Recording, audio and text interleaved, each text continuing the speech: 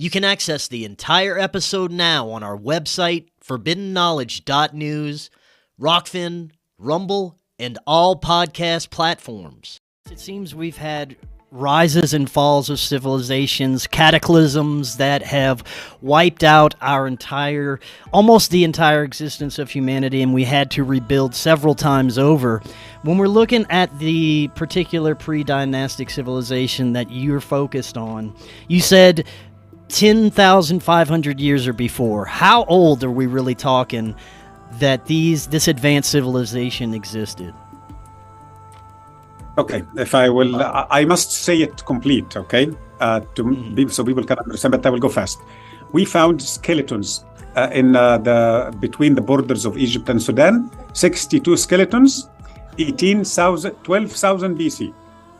We found one skeleton south of Aswan, Wadi Qubbaniyya, so the first location called Jabal Sahaba, 62 skeletons. By the way, when I say we, it is not we, the Egyptians, it is the community of Egyptologists. Belgium University, okay, Belgium geologist. 62 skeletons, 12,000 BC. One skeleton close to Aswan, 18,000 BC. Another skeleton near Abydos, 35,000 BC.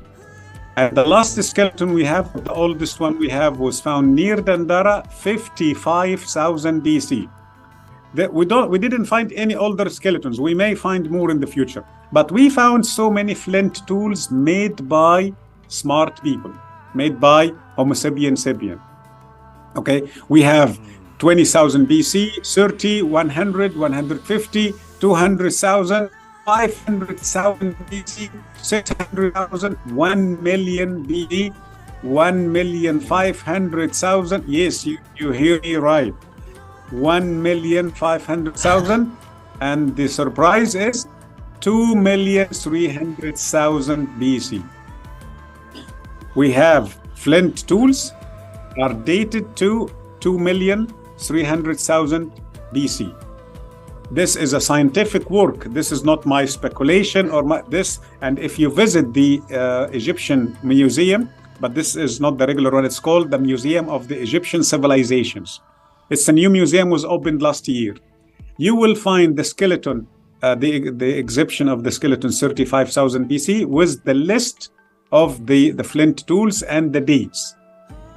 Okay, so it's possible that Homo sapien sapien might have always existed as we are now, just with different states of consciousness and technology and evolution, right? Look, my own theory now, and I hope the Darwin followers will forgive me, he made the mistake. So the Neanderthal is not the grandfather of the Homo sapiens. No, he is a descender of the Homo sapiens. So we were always at the top. But then when we lost civilization, the curve went down to Neanderthal and then went up to Homo sapiens, and then down again, and then up, and then down, and then up. So that was the case. So we didn't develop. We were already at the top. We are devolving. Okay, so that is the story. Yeah. Yes, it's very obvious that because of our interactions with technology and the lack of natural landscapes and being in nature, that we have lost a lot of our consciousness abilities, which I want to get to a little later. But you have explored the possibilities that these pre-dynastic Egyptians could have been a global civilization. They may have had cities and countries around the world that they inhabited, right? Of course, because when you find a small object, but this object shows high technology, so you can expect everything else, okay? Because who can do this object using machines and using artificial intelligence? By the way, some of these vases and jars are being done or being made by machines operated by other machines. Because when you hold the power tool with your hand as a worker, it gives or it makes certain tool mark. But when this tool was being controlled by another machine or computer program, it gives different radius and different precision. I'll give you a quick example. Okay, if I have good technology, but I am the worker, I am the one who is holding the power tool with my hand, I can create very beautiful statues, very high quality vases, but it will not be symmetrical. Okay, but we found so many symmetrical vases. The right side is a perfect copy from the left side. The height, the width, the loop, the rim, both sides, the oval shape. Okay, so one chance there is one story behind this, that it was made by a computer program. So there was a saw run by a computer program created this. Wow. Right? So well, this has to bring us into how advanced were these civilizations. You said that they could be working with artificial intelligence and computers. It must not be the same type of technology that we're used to today. What do you think that they actually were utilizing? Look, I think they were working in two levels. Okay, the first level is technology. The second level is brain abilities. They had better understanding of physics, chemistry, and I can see this very clear when you go to the unfinished obelisk. Okay, the scoop mark at the unfinished obelisk, it tells us that there is some kind of technology we don't know, by the way, because so many tool marks, we can identify the tool according to the mark. But the scoop mark, this is not understandable.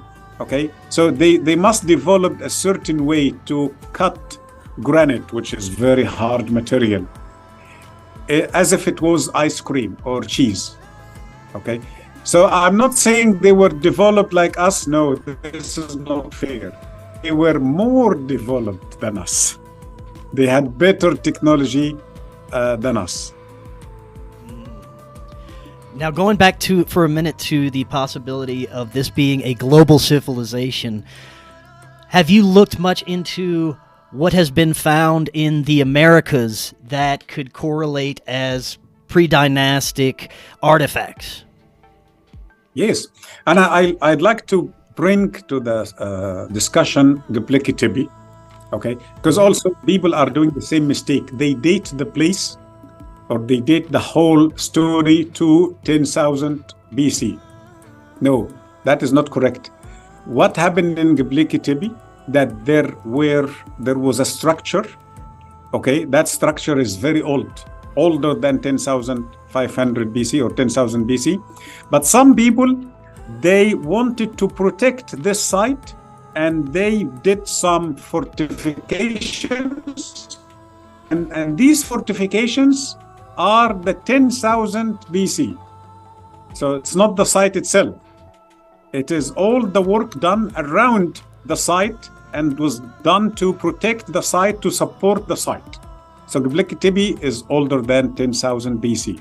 Okay, and then when we talk about the Mayan civilization, and before the Mayan civilization, and also before the Aztec and the Mexican pyramids, and we shall also talk about the Far East, the Chinese pyramids, which we don't know much about them.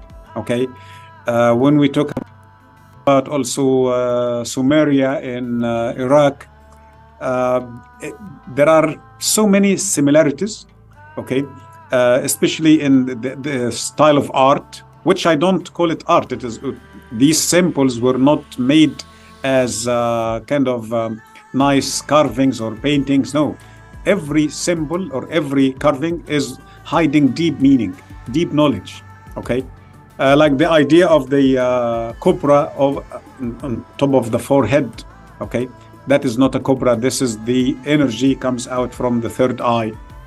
So they are talking about the ability to send information, to communicate.